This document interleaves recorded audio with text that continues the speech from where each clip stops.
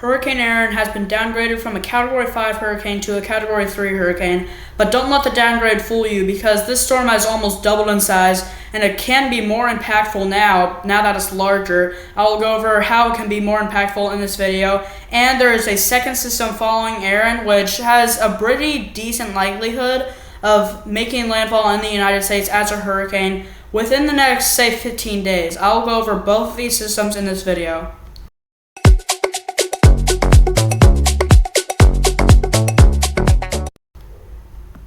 It's TBF Cyclone, Sunday, August 17th, 2025. Hurricane Erin is a high-end Category 3 hurricane with 125-mile-an-hour sustained winds.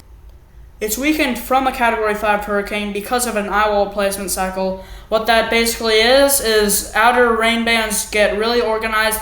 They start to close in on the inner eye wall. The eye closes up. Then once it's all done, it opens back up. The eye is larger than before. And that may have happened twice just in the past 24 hours because this morning when the eye tried to open back up, it closed up again.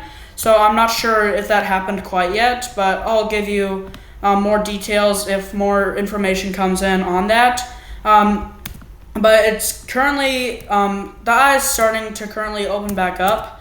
And it should re-intensify as it opens back up, and it will re-intensify most likely into a Category 4 hurricane.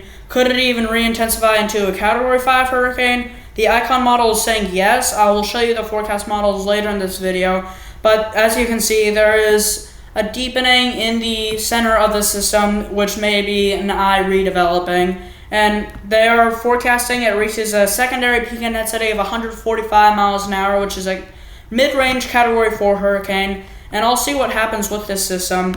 Turks and Caicos and parts of the Bahamas are under a tropical storm warning. They will likely experience tropical storm conditions within the next 24 hours.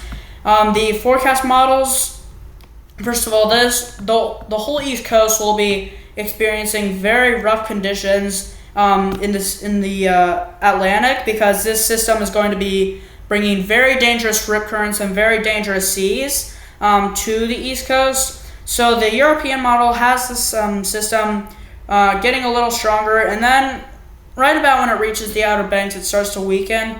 But it's nothing like major to the Outer Banks, just maybe a couple rain bands, but still, again, the Atlantic is going to be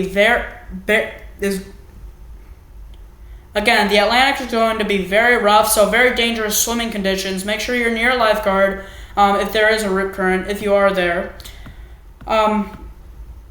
The GFS model, they show this also, they don't show it as close to the Outer Banks, but they show it maybe a little larger, and they show it getting about as strong, maybe again a Category 4 hurricane, but the icon model is the one I really want to point out.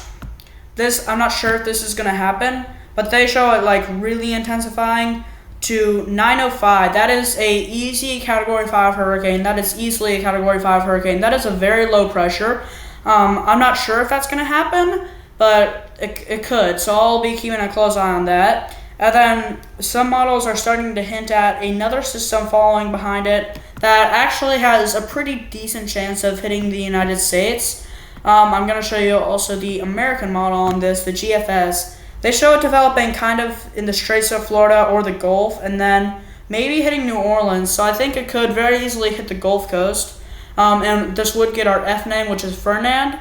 So I'll be watching all of this for you. Be sure to subscribe to get updates on both of these systems. Thanks for watching, and see ya.